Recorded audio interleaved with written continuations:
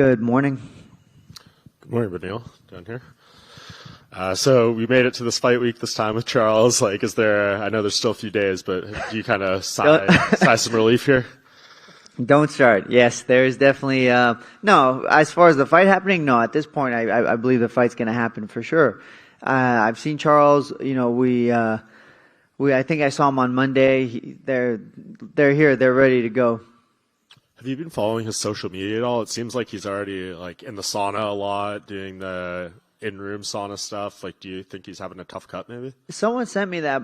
See, the thing with sauna is you don't know, because some people enjoy doing the sauna. I got one in my house it was during COVID time, so it's been a while. My track of time is not good. In the beginning I was doing a lot of sauna, so I just enjoyed jumping in there, and I would. But I would do it just for fun. So maybe it's one of those things, instead of working out, he wants the sauna instead. I don't know, but I'm just assuming he's going to make the weight. What does your weight cut process look like over the next 48 hours or so? Water load for today, and hoping to wake up about, somewhere around like 10 to 12 pounds over, and then just get the rest done tomorrow. And you've done a lot of media leading up to this fight, and it seems like you've been very confident in your ability to go with Charles on the ground. Is that something like you're embracing, or is that just if it happens and the fight goes there, you'll be very confident? I mean, I hope I'm confident in that. That's supposed to be my base. That's supposed to be where I started from. I'm a jiu-jitsu athlete. That's where I started. My coaches are some of the best in the world, and so if I don't have the confidence to go on the ground with him, then I shouldn't have confidence in anything I do.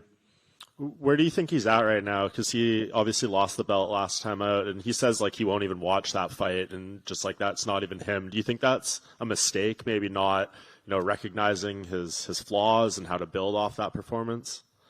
I don't know. Everybody's different when it comes to stuff like that. I'm assuming the best Charles, the most aggressive, even defensively better than before.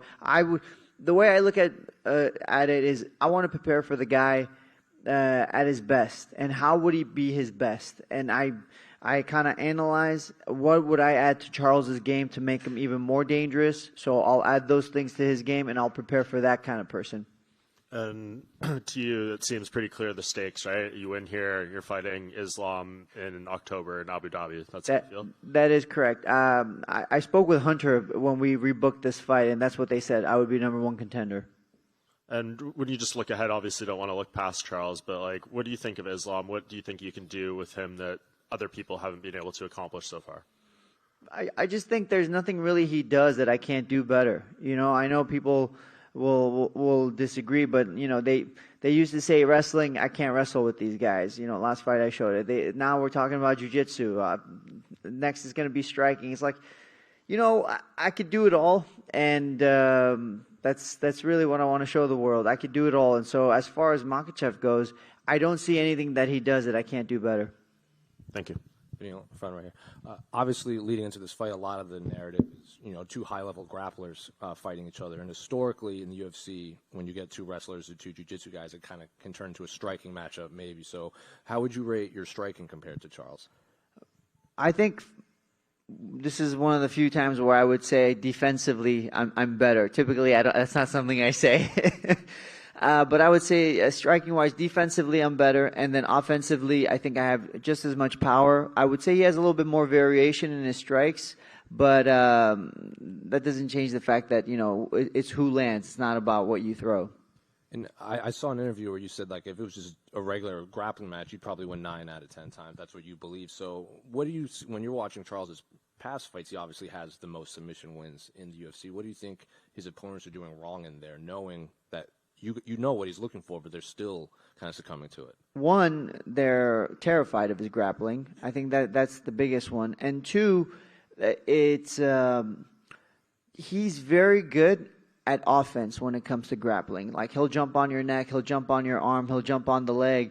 But once you can get past that is where he starts to hit that wall. So I think I'm the kind of guy who would either not even allow him to get there, or I can get past it if he does jump on a neck or an arm. And so then it comes the next layer. And I think I have more layers than him. And I think that's what makes me the better grappler.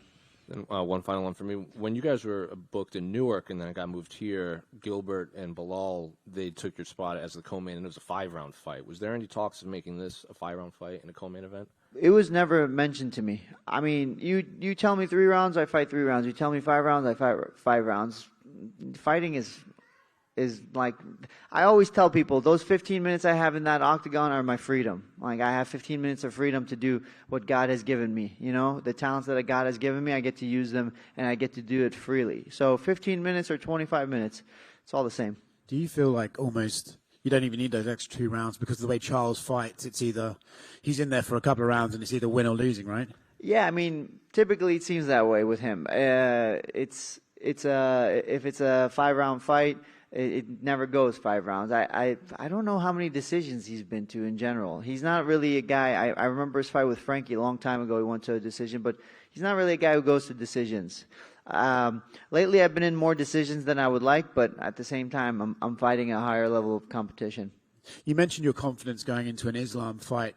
You know, before his last fight with Alex Volkanovski, he had this sort of aura of invincibility. Do you feel that Volkanovski's performance against him sort of hurt that aura, or were you confident anyway? I was pretty confident, but he just reaffirmed what I believed. I knew there were things I could take advantage of, similar to Volkanovski, but I think even better because, I have a little bit more jiu-jitsu than Volkanovski and wrestling as well. I just think I could do better. So, it reaffirmed what I believe, and I think when the time comes, it'll be my fight. Would you be interested in fighting Volkanovski again if he wants to move up to 155? Should you be the champion? Volkanovski is a pound-for-pound king, right? To say no to him wouldn't really make sense to me. I get an opportunity to fight such a great fight. The only thing is, I want to defend my belt at least against another lightweight first, because I don't want the division to get held back. That if I'm the champion and I have the opportunity between Volkanovski or a contender, I go contender, and then we talk about Volkanovski. So with that said, does it for you in your mind, not to look too far in the future here, right? But we got Gaethje and Poirier, and then potentially Chandler and Conor. Out of those two, which name out of those 4 would you like to defend your title against? Man, like I said, Lord willing, I win this fight, and then, I don't know what tomorrow brings. And then if things go well with Makhachev and everything, I believe it's going to be Justin Gaethje. He seems a little bit hungrier, but at the same time, it's hard to say with Dustin Poirier, right? I said this before. Dustin Poirier, what makes him special is when he starts to get tired, his details improve in the small movements. So he's a very difficult guy to fight in 5 rounds. I know this fight's 5 rounds. It is an elevation, so I think that's also another advantage for Justin. I'm still leaning towards Justin, but it's a hard one. As far as who I would prefer between the BMF or Conor or Chandler, I would definitely say the BMF. I think these guys are more active. I think if Conor wins and he beats Chandler, I know the UFC will give him a title shot, but I don't know if he's really deserving of it. So I think the BMF title makes more sense. Beneil over here. I've talked to a lot of fighters about this fight, and the common consensus is, Beneil, we need to see him get that title shot. You have so much support going into this fight from your fellow fighters. What does that mean to you? It seems like across the board, everyone just really wants to see you get that opportunity. Having my peers just respect and show so much respect and say the things they say, it is awesome. Obviously, if you care about anybody's opinion, it should be your peers in your work, right? So that's great. It's the whole thing's been kind of strange, to be honest with you. I have fellow athletes telling me I should be fighting for the title. I have a lot of media telling me I should be fighting for the title. And then even the fans, I thought they were going to be, it was going to take me forever. Like, I'd have to defend my belt before they say, okay, this guy's good. But even the fans seem to think so. So it seems to be the trifecta. It's just the UFC hasn't seen it my way yet. What was your reaction when Islam did end up fighting Volkanovski, and instead of you, like, were you annoyed? Like how did you keep your composure? Because I'm sure a lot of people in that situation would be really upset. You know, if it wasn't Volkanovski, if it was somebody else, I would be very upset. Because Volkanovski is the pound-for-pound king. He's defended his belt multiple times. So I understand that he has the privilege to do this if he wants. So and he did. It wasn't the best timing for me, but whatever. He wanted to do it. Great. That's the fight that happened. That's kind of what helped me stay on track. Obviously, I was still frustrated because imagine I should have fought for the title, let's say March or something, or February. That would have been incredible. But again, I recognize who Volkanovski is. I recognize how the business works. I put myself in everybody's shoes. Helps me to reset, refocus, and I'm here. You know, I'm here for Charles. This is what I'm here for. And just last thing on that fight, did you score that fight for Islam after watching it? It was very close. Some people felt like it could have gone the other way. So I had Makhachev winning either 48 or 49. But here's the thing: if it's 48 and then the last round could be a 10-8, you could potentially call it a draw, right? If it was a 48 card, I thought Makhachev won overall, but that last round was very interesting. And just one more, sorry. Charles takes a lot of damage in his fights. How much do you think that will play a factor in the matchup, just with the fact that you don't get hit a ton in your matchups? So I don't want to think of it like that, because if I think of it like that, here's the thing. You think to yourself, oh, this guy breaks. And then when you're in that octagon and he's not breaking, all of a sudden you start to question yourself. Or you say, oh, this guy's taking a lot of damage. And all of a sudden you start to dish out this damage and he's not going anywhere. It starts to mess with you. The way I look at it right now, the way I look at Charles is he's young, he's hungry, he's better than he's ever been. Striking in terms of offense, defense, grappling in terms of offense, defense, he's the best he's ever been. And he wants to kill me. So it's kill or die. I either kill him or I die. That's the way I look at it. I don't think about his past fights. I don't think about what's going to happen next. I'm thinking about Charles Saturday and what I need to do to beat him. Beneil, it's over here, just on your left there. Oh, here we go. Oh, sorry, right? Yeah, I was like, just touching on that. I mean, Charles does tend to take damage, and often you'll see him be on the brink of defeat, and then he rallies back. How does that factor into your game plan? Do you maybe take a step back? Walk me through that. Well, typically when he comes back from these defeats is because people are afraid of his grappling. I am not afraid of his grappling. I recognize how good it is, and I understand that there's danger in it, but I am not afraid of his grappling. So if something in that sort of situation does take place, I go to the ground and I lose my mind basically when stuff like that happens. I remember the fight with Diego Ferreira, second fight, I hurt him with a knee, and he basically pulled guard, and I could hear everybody saying like, just get up and just get up and punch him and finish the fight striking. But I thought to myself, why would I get up? I worked hard for this position. Why would I give up this position? And so I went as hard as I could for the rest of that round. And it was a decision. It wasn't the finish that I wanted, but I understand the difference. If I had been disciplined, it would have been great. But I'm not afraid of people's games. I'm not afraid of your judo. I'm not afraid of your wrestling. I'm not afraid of your jiu-jitsu or your striking. Whatever I need to do to win, I'll do that. And the two of you are really both kind of action fighters. What are you expecting from his pace, and do you think he can match your pace? I think he could definitely match the pace. I just don't know if he'll last, is the way I look at it. If we both come out and we keep this high pace and the fight goes the way, what most people are thinking, I think I'm more durable. So I just think I'm going to be able to outwork him eventually and just finish him like that. That's all for me. Thanks. Beneil Dariush, just going into this 8 wins, and I believe Charles had 8 wins when he went into his first title fight with Chandler. I mean, do you look at him at all as kind of a blueprint or motivation going, hey, he went that long road, it is possible? For me, I don't think there is a blueprint because take Charles, for example. He had one top 5 fight, and that allowed him to fight for the belt, right? He fought Tony Ferguson, and he was able to get the title shot. Well, Makachev, he fought, I think maybe he had one top 10 fight. I'm not sure if he even had any at that time. And he ended up fighting for the belt. So my blueprint is different than everybody else's. I have top 5 wins. I have top 10 wins. I have multiple top 10 wins. And so my blueprint's different. The work I put in is different. And I don't mind that it's different. I actually appreciate it more, and I respect it. I have respect for those guys, and I just appreciate my work more. I know you said you've been told it's for the title. Is there any doubt in the back of your mind that something crazy happens? I know you said if it's not a title fight, we riot. Do you think that's a possibility? UFC never gives me their word.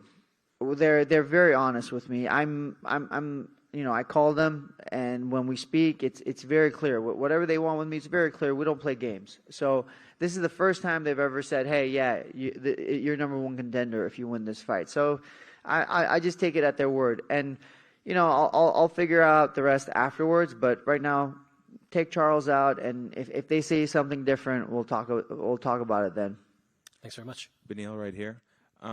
You recently said that in your last loss way back in 2018, Alexander Hernandez, that at the time you were telling yourself, my career is dead, I'm on the verge of retiring, this is going to be my one last push, and lo and behold, here we are 8 straight wins later.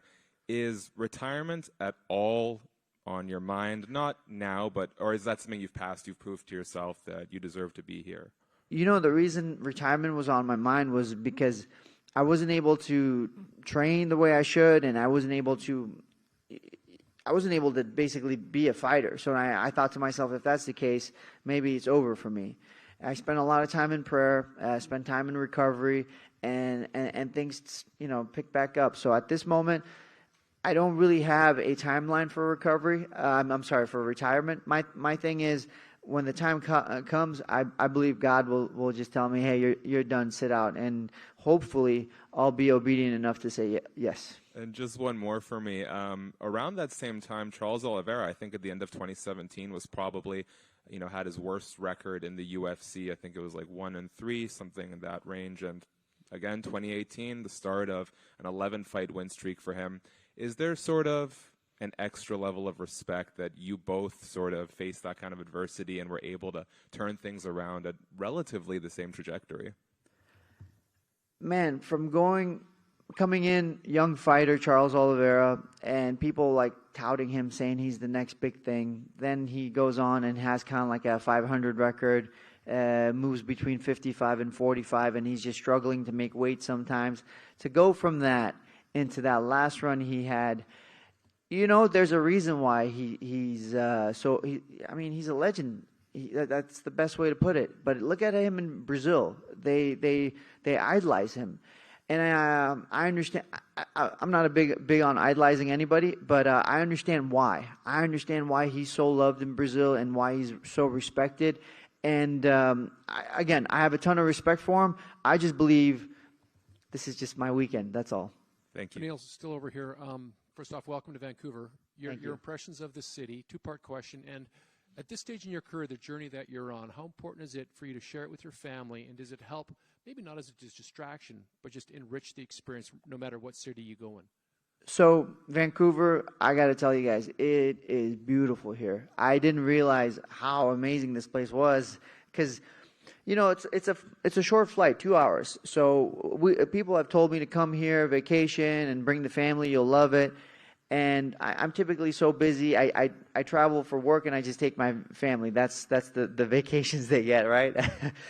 But as soon as I got here, I realized I had made a mistake. I should have come here a long time ago. So far, we love it here. And as far as having my family at Fight Week, I got to tell you guys, I brought my daughter and my wife, last time to Abu Dhabi, long flight, and almost felt like every fighter there was looking at me. Not every fighter, but pretty much a lot of the fighters were looking at me like, "What the heck is this guy doing?" Right? Like he's here for maybe to collect a paycheck and go home. But the thing is, I don't know how to explain this to you guys. Fighting was always easy. Fighting was always the first answer. Like as a kid, I had a problem. Let's fight our way out of it. it's not hard to throw me in somewhere and say go to the death for some reason. That's just the way I'm built. But now tell me to be patient while my kid's screaming. Tell me to be patient with my wife who who we can't seem to communicate at times. These things are difficult. These things I have to work harder on, and to separate myself from them for 1 week, 2 weeks, I'm adding to my difficulties. It's a lot easier to just have him here with me, and when the time for the fight comes, I'm gonna kill or die either way. So it's not an issue. Lastly, as a guy who's eventually going to be fighting for a championship, your fight is just before Amanda Nunes. The level of respect that the male fighters have for what she has accomplished in her career as being one of the greatest of all time, male or female. Yeah, we're talking about Amanda. Yeah. Oh my gosh. So a lot of people have been, telling me you're the main event. You and Charles are the real main event. Blah blah blah blah blah. And I have to make sure I pause and let them know. Listen, Amanda Nunes, arguably the greatest female fighter of all time. I don't agree with what they say. Basically, I tell them I think she's there for a reason, and I agree with that decision. And it's a privilege for me to be on the same card as her and to be the co-main event of that card. Right here.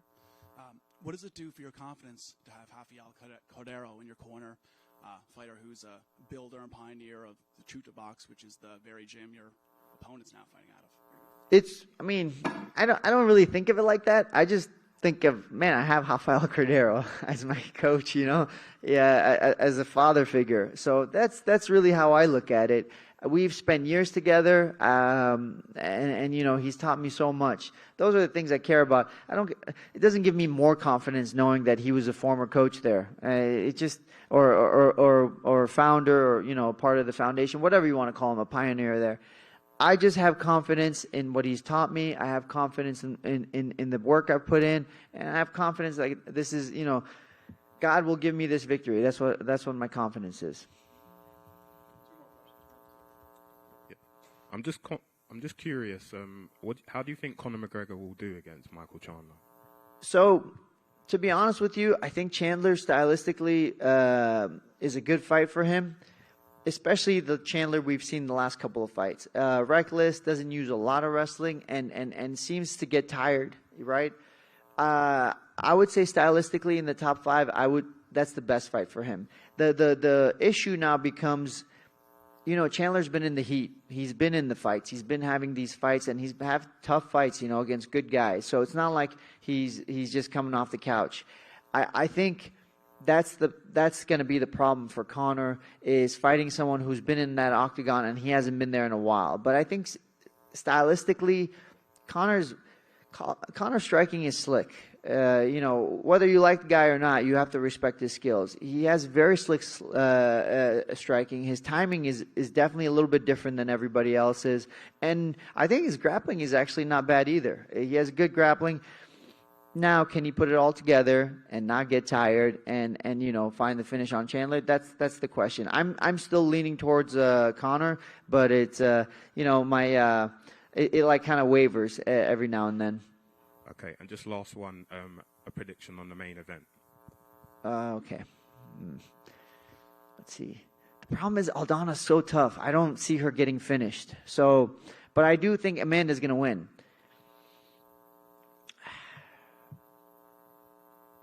You know what? I'll go with Aldana. I'll just go with an Aldana. We'll go KO Aldana like 3rd round or something. To your right, Beneil. Here. Hey, when you're studying Charles, obviously he's very erratic and his style is kind of hard to mirror. When you're looking at him, is there one area you can pinpoint where you know that you're better than him? There's many areas. Obviously, like I mentioned before, I think the grappling, I think the wrestling specifically as well, striking as well. I know, like you said, he's got wild striking, but I think what I do in my basics, I do better than what he does in his erratic movements, like you called it. So there's many points that I see a difference in, and I think I can take advantage of. Thank you.